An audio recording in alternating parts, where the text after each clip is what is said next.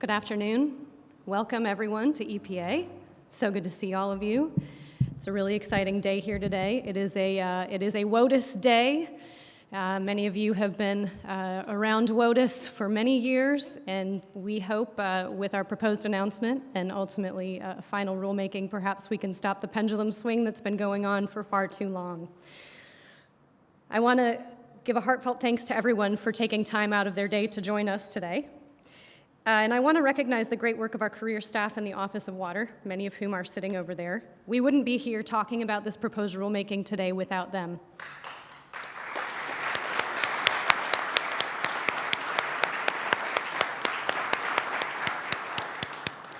I also want to take a second to just say that this proposed rulemaking means a lot to me personally. I grew up in rural Wisconsin on a Christmas tree farm, and there is a tremendous amount of water in various forms that flows over the property that my parents, who are here today, live on. As we spoke about this, the administrator and I, we talked about things like legally defensible, durable. We talked about a common sense approach to this rulemaking. And we think with this proposal, we have struck that balance today. The agencies developed this proposed rule because the 2023 definition of WOTUS, even after being amended, failed to fully implement the Supreme Court's direction in Sackett. It also shut out public comment and ignored concerns from farmers, small businesses, and landowners. Uncertainty created by the 2023 rule is driving up the cost of doing business in this country and pinching the pocketbooks of Americans. At its core, this proposed rule intends to achieve three objectives, and I will just give you a very brief highlight. First, it would fully implement the direction provided by the Supreme Court's 2023 Sackett decision. Our second objective is to cut red tape to reduce the cost of doing business and reduce the cost of living for Americans all over this country. Finally, the proposal would protect water quality by striking a balance between the federal and state authorities as predicated by the Clean Water Act. The proposal recognizes that states and tribes know their land and water resources best and are best positioned to manage them. With that short summary, I will introduce EPA's Administrator Zeldin.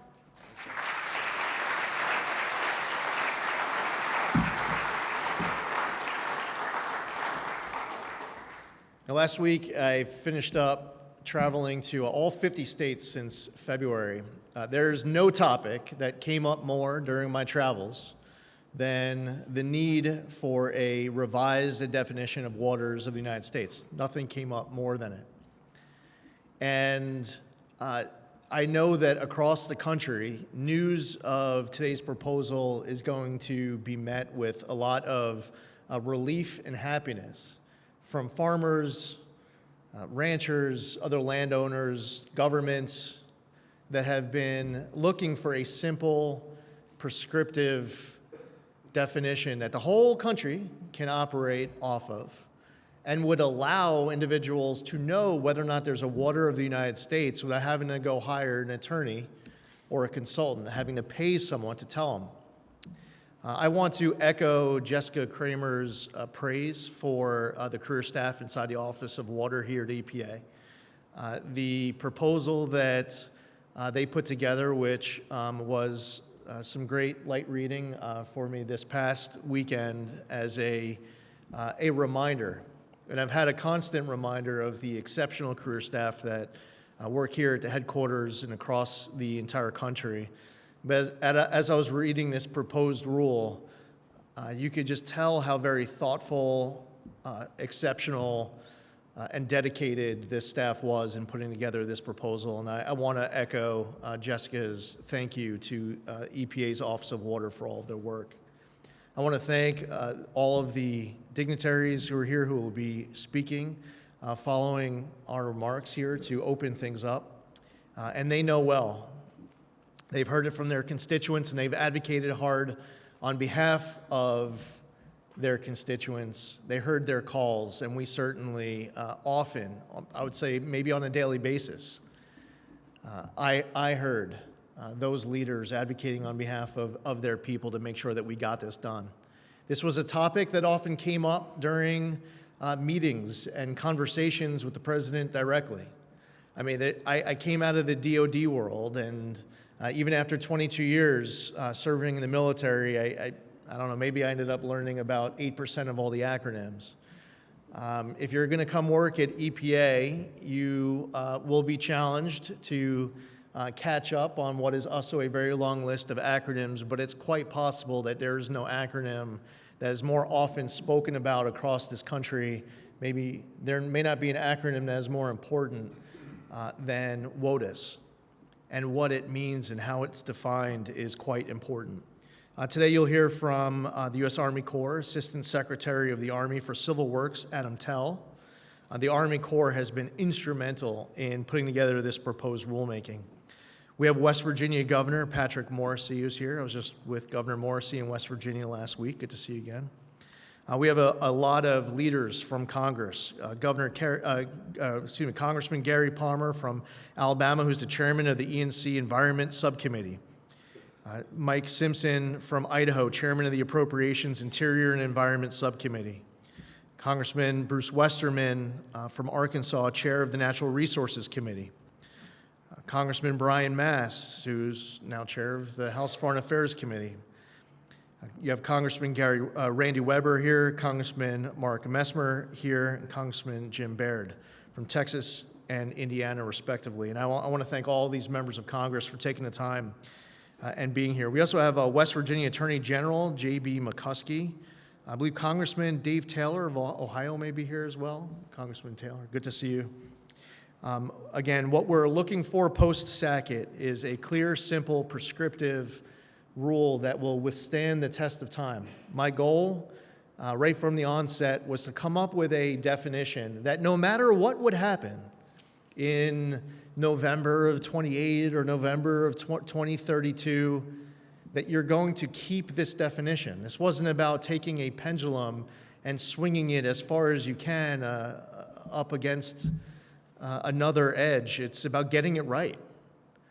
And I think that our farmers, our ranchers, our landowners in these states absolutely deserve it. Our proposal includes practical, common sense revisions that will make a real difference. We're defining key terms like, quote, relatively permanent, continuous surface connection, and tributary to appropriately limit the scope of what is consistent with Sackett. We're establishing that jurisdictional tributaries must connect to traditional navigable waters, either directly or through other features that provide predictable and consistent flow. We're adding a new exclusion for groundwater and revising exclusions for certain ditches, prior converted cropland, and waste treatment systems. We're incorporating locally familiar terminology such as wet season to help determine whether a water body qualifies as WOTUS. And we're strengthening state and tribal decision-making authority by providing clear regulatory guidelines while recognizing their expertise in local land and water resources. We developed the proposed rule using input from multiple sources, including a pre-proposal recommendations docket, information from 9 public listening sessions, and consultation comments from states, tribes, and local governments. We listened and we acted. I also want to recognize Dave Fatui, who's here, the EPA Deputy Administrator, and all the other members of our team here at the agency who have poured a lot of their time and energy into getting this right. And lastly, I know that this room is filled up with a lot of individuals representing different groups, different regions, different states from all across America. You're here because this is more than just some acronym, WOTUS. This isn't just another day. It wasn't that you didn't have anything else to do. I'm pretty confident that this room is filled up with people who find this topic to be extraordinarily important, appreciating what it is that we're here to propose today. And on behalf of the EPA, we thank all of you for taking the time as we embark on this 45-day comment period that is about to begin. We will encourage the public to participate in the public comment period. We will remind everybody that this is a proposal. I'm not allowed to prejudge outcomes of this rulemaking. I will not prejudge it. I am required to put out a proposal, and that's what we are putting out jointly with the Army Corps today. But for anyone who reads it and you see a lot that you like, please participate in the public comment period and let us know. If you see something that you want us to improve, great, provide a public comment. We look forward to reading it, and we want to get it right. We have an amazing team ready to review all of your public comments. We certainly encourage them to be unique and substantive, and I would also say it's helpful when you're not just relying on somebody else to speak for you. You know, sometimes an organization will provide feedback on a public comment, and they're speaking on behalf of maybe a nationwide organization, but the individual members with their own unique experiences of how it might be impacting you in North Dakota or in Southwest U.S. or permafrost in Alaska. Getting that unique, substantive, technical feedback is something that we will be relying on. With that, it is my pleasure to introduce the Assistant Secretary of the Army Corps of Engineers, Adam Tell, and I want to thank him and the Army Corps for all of their great partnership throughout this process. Assistant Secretary Tell.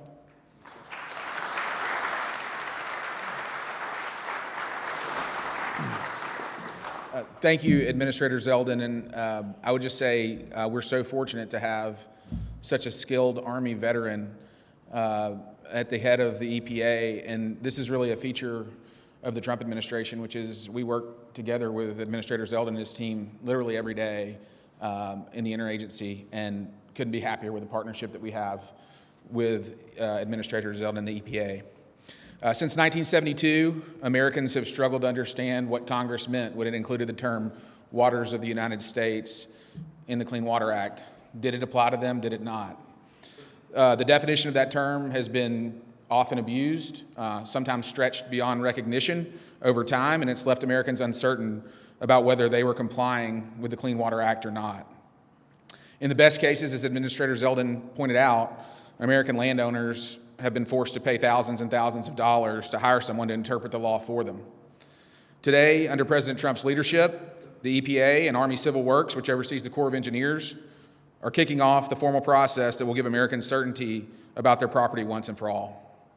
President Trump, Administrator Zeldin, Secretary of the Army Dan Driscoll, Secretary of War Pete Hegseth, and I are committed to ending the last 5 decades of confusing and ever-changing definitions of the term waters of the United States. President Trump understands that we are in a competition during the 21st century that will define whether or not the United States of America remains the greatest nation in the history of the world. Today marks a major step in President Trump's agenda to unleash our economy and remain competitive during the 21st century by significantly reducing the federal regulatory burden on Americans. In 2023, the Supreme Court made a decision in the Sackett case that gave unprecedented clarity about what actually comprises a water of the United States. The Sackett decision is the law of the land, and Administrator Zeldin and I intend to follow the law vigorously. Today's action will allow us to hear directly from the American people on our proposal. After receiving and appropriately incorporating that input, Administrator Zeldin and I will move quickly to finalize the rule. As he did, I would like to recognize Lee Forsgren, my principal deputy, who had a strong hand to play here in the daily cooperation with the EPA to get this done. He's an alumnus of the EPA from the first Trump administration and has brought a great deal of technical expertise to this process. Army Civil Works and the Corps of Engineers have a special role to play here as we are charged with a significant portion of the implementation of the final rule. And we are hard at work now so that once the rule is final, our entire enterprise will be poised to move out and ensure that it is consistently and appropriately implemented across our great nation. With that, I would like to introduce the governor of the great state of West Virginia, Governor Patrick Morrisey, who I was fortunate enough to share a stage with in my first visit in this role when we were out in Milton, West Virginia. Governor Morrisey.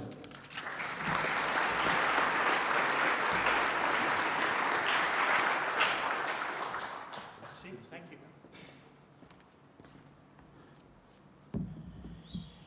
You know, thank you very much, Adam, and thank you, Mr. Administrator, not only for your rule today, but for listening to the people of West Virginia last week. And we were very glad to welcome you to our state, because if there's a state in America that had felt the hurt from what the Biden administration had done with its EPA, it was West Virginia. So what a wonderful turnaround, and I feel the warmth in this building in a way I didn't feel it many years ago.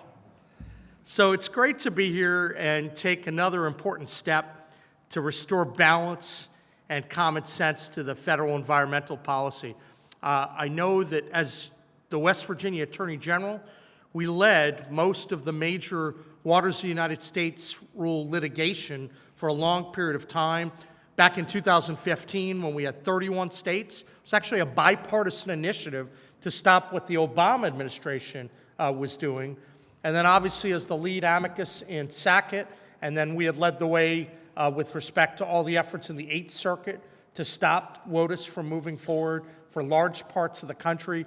So today is a wonderful day, and I'm glad to see my successor here, J.B. McCuskey, who's doing good work out of West Virginia. Thank you, J.B., for your efforts. You know, for too long, there's been a great deal of uncertainty about this term, Waters of the United States rule. Unfortunately, it left many people holding the bag. Farmers, contractors, small business owners, guessing whether their ephemeral stream or a backyard ditch was going to be classified as a Waters of the United States rule and potentially subject them to significant penalties, potentially up to $37,500 a day. It was a huge, huge problem.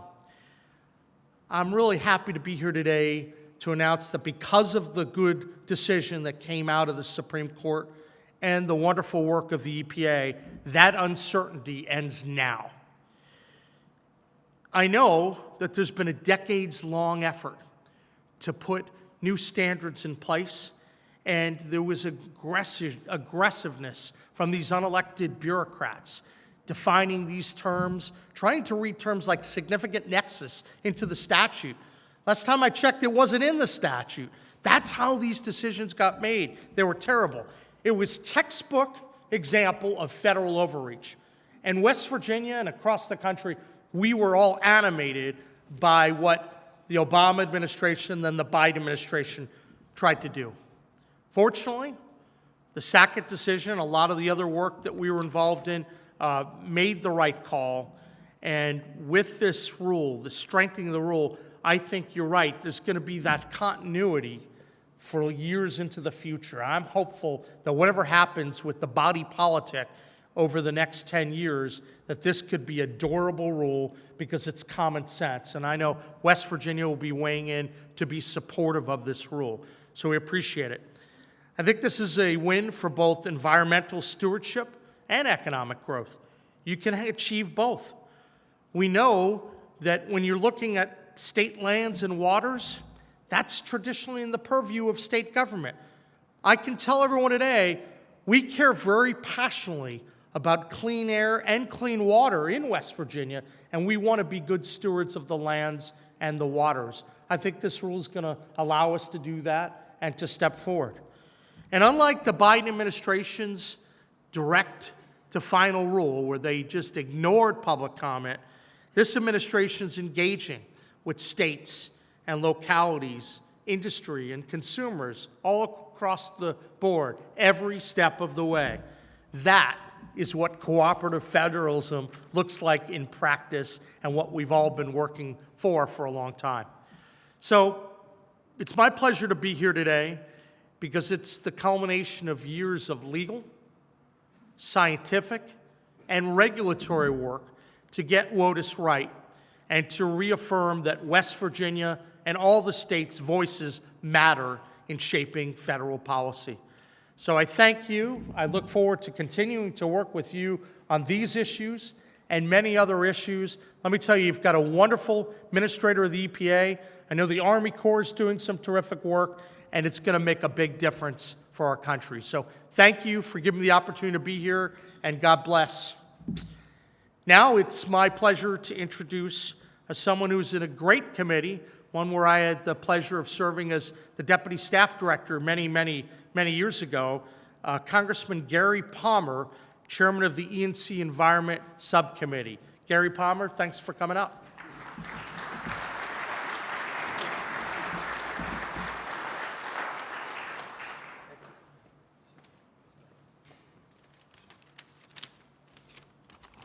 Thank you, Governor Morrissey.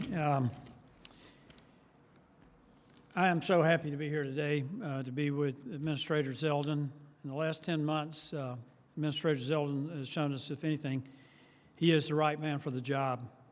Since day one, he has been committed to mitigating waste, fraud, and abuse at the EPA, and now he is working on bringing common sense to the rulemaking process.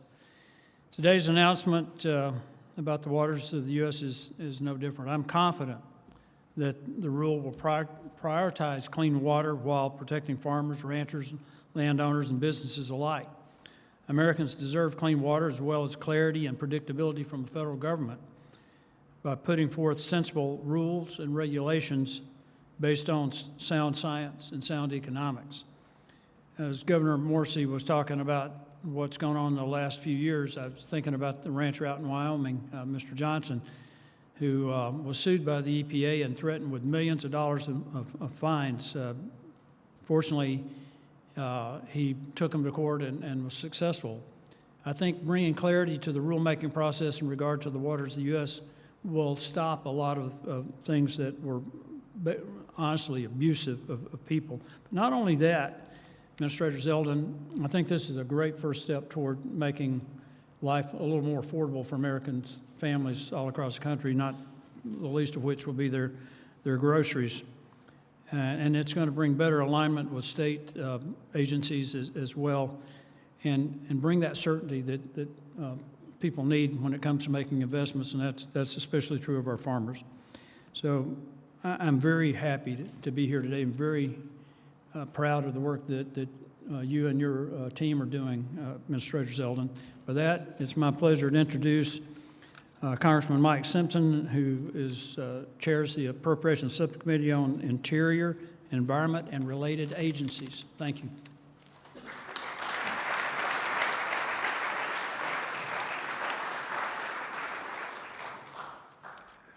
Thank you. I appreciate that very much, Gary. I know there's going to be several people talk today, and I don't want to take too much time, but I do want to thank Administrator Zeldin and the Assistant Secretary for their work on this rule.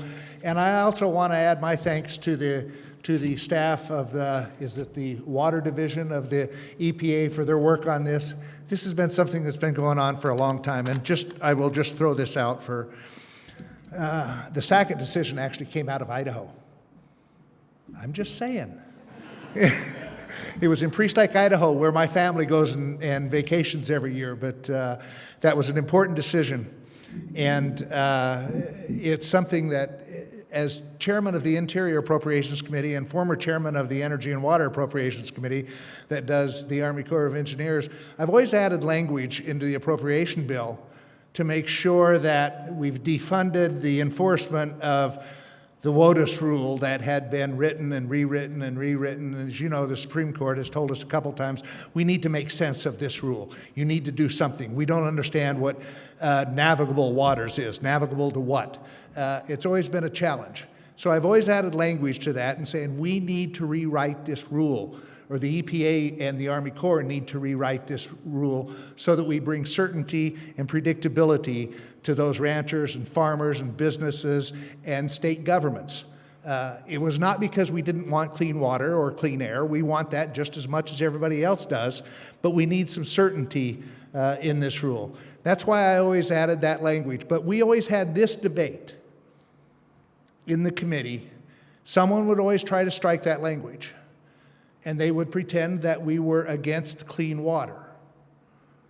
And their assumption is if the EPA and the federal government did not regulate the waters of the United States, that being every drop of water that is in the United States, that it was unregulated. That's not true. If it's not regulated by the EPA, that just means the states regulate them. And I will tell you that nobody cares more about having clean water in the state of Idaho than the state of Idaho does and the citizens of Idaho. Same with West Virginia. We can leave those waters to be regulated by the states. That's why we're doing this. This is why we need this clear definition of what's going on. And I thank the administration for taking up this controversial, I guess, issue that hasn't been solved in a number of years that really needs to be solved. So it's my honor now to introduce the chairman of the Natural Resources Committee, gentleman from Arkansas, Mr. Westerman.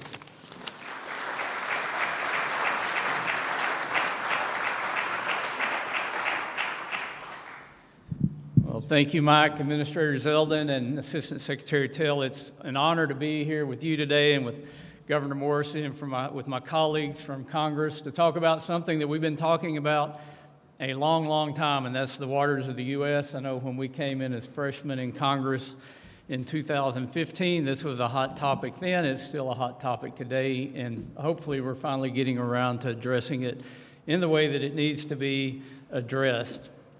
You know, President Reagan, I think, said it best when he talked about overregulation. He said, if it moves, tax it. If it continues to move, regulate it. And when it stops moving, subsidize it. That's what happens when you lose your common sense. And we've lost our common sense in the regulatory world. Because we've lost our common sense, we can no longer be as good as stewards of our environment as we should be. Some people think that these rules actually help the environment, but when you look at how it plays out in the real world, it hurts the environment. And Governor, we can have a strong economy and a healthy, safe environment at the same time, but we've got to get our regulatory structure in line, and that's what this proposed rule, I believe, will do. When we lose our common sense, we lose our ability to make good, sound judgments. We're losing our ability to build things here in America now, which will mean that we will lose our ability to grow, and we eventually will be incapable of competing on the global stage. We have to get our regulatory house in order.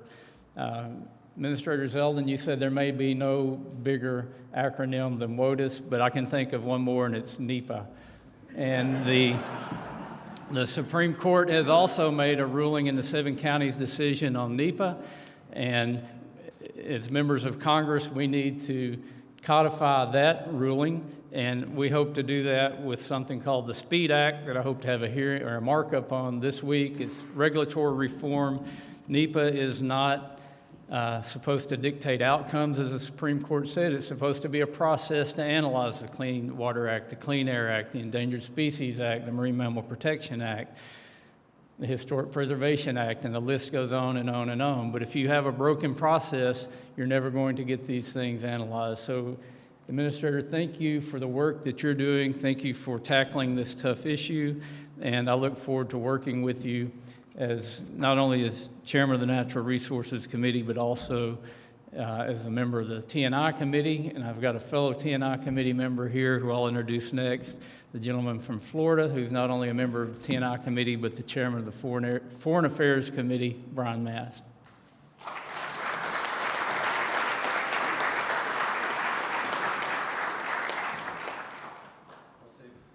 Lasagna, I'll save us all a lot of time from speaking down here.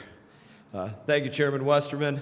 Thank you, Administrator. We've sat on many a dais together, so I'm so proud to see you as head of the EPA. It just does my heart good. I know you're going to do an incredible job as we continue through these 4 years. And Assistant Secretary, it's been a pleasure to work with you already, and I look forward to continuing our work together. I just want to thank you for your approach to the EPA. I think you're blending two things incredibly well. Just number one, to make sure that the world recognizes power does not rest with the federal government. It has to go back to the states. It has to go back to municipalities. Not the federal government controls everybody. And you're blending that with something that I know goes to your core, goes to your heart, and that's that we never allow anything into our waters that we wouldn't put into the bathtub with some of our children. And I have no doubt that you're going to do an incredible job reaching that balance as we work through this rulemaking process, as we work through everything else, NEPA or anything else. I believe in you to do it. And thank you to both of you as a part of this team. Really appreciate the work you're doing.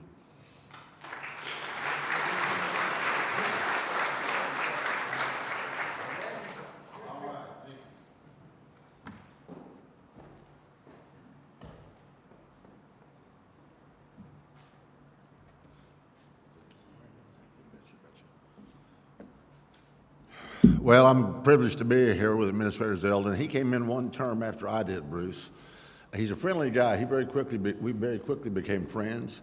And having him as a friend gives me status. I had a friend in the 5th grade once that gave me the measles, and this is a lot better deal, just so you all know. So listen, Jess Kramer was here earlier. I think she was here somewhere. Here she is. She said she grew up on a farm, a Christmas tree farm. Do I remember that correctly, Jess? My granddad and my dad grew up on a farm in Houston, Texas. They raised cows and horses, pigs and chickens and stuff like that. I was born in 1953, for those of you who think I look a lot older than that. But anyway, my grandfather had to go and dig a pond. He got a bulldozer and he got an excavator, and he dug a pond out. They had a small farm. I tell people it was so small, Gary, that it took 3 acres just to rust one nail. That was a small farm. But it was a small farm. They took an excavator and the bulldozer and they dug that pond out. And they actually had the cows could come into that pond and they put catfish in it. I cannot imagine a government official showing up at that 20-acre farm just south of Houston and telling them that they could not do that. It's unbelievable what's going on. Thank you all for all your hard work. Thank everybody here for being here and making sure that this gets out and about, make sure that we take care of this. It's been a need for a long time. And I'm going to stop there and introduce Congressman Mesmer. Did I see him? Right here. Here he is. Come on up, Congressman. You bet.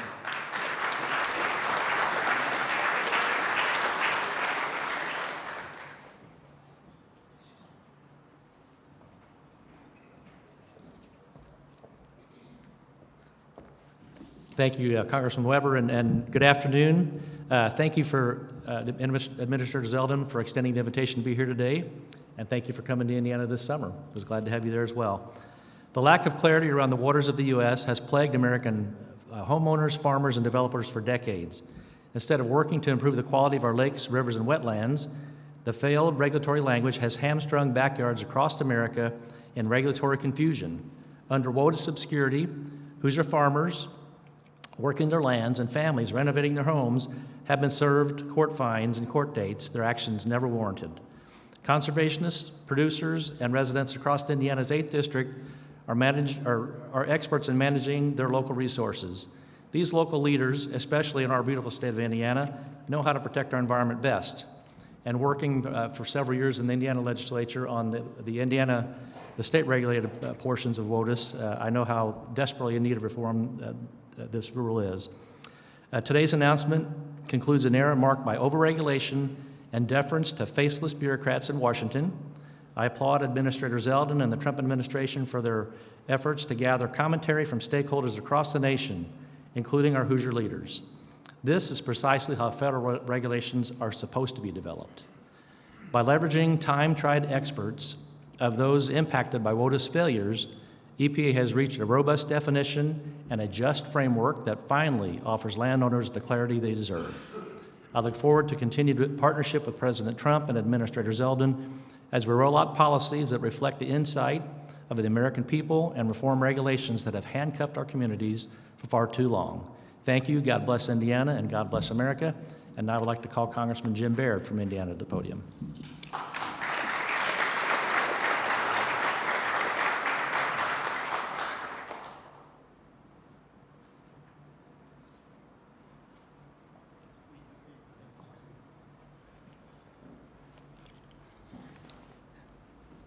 You know, I don't think there's much I can add to what's already been said, except that I want to say for the farmers and ranchers, they were the original conservationists, and you can't believe the kind of consternation and frustration that the waters of the United States caused back a few years ago. So Representative Zeldin, it's great to be with you. I really appreciate the common sense approach you have to the rules and the administration that you're working with.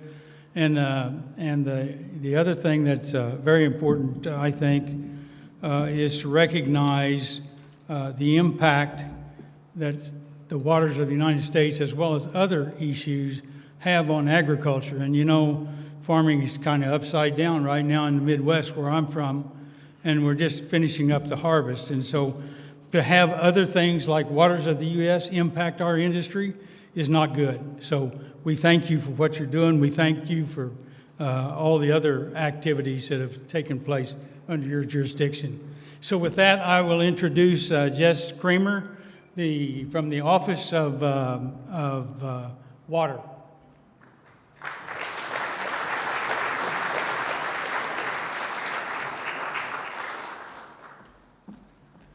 All right, I just want to say one more thank you to everybody for joining us today. One more thank you to our staff in the Office of Water and also in the Army Corps who are critical in getting this proposal done. And then I would like to invite our dignitaries to join us on stage for signing, as well as our staff from the Office of Water.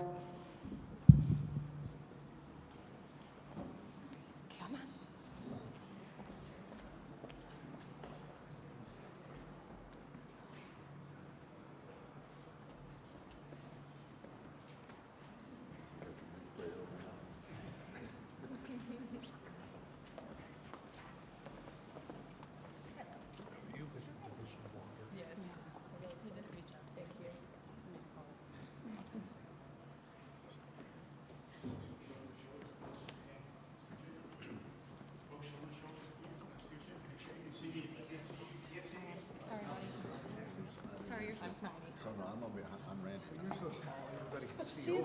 she's,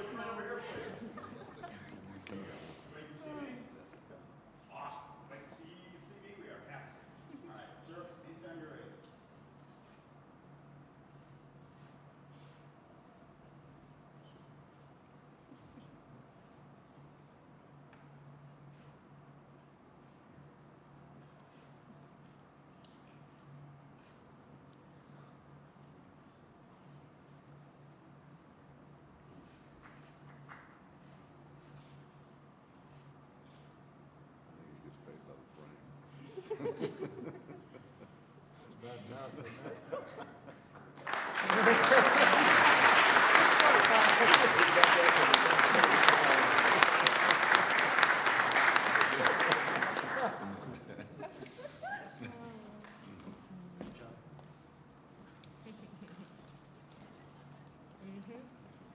Thank you, everybody.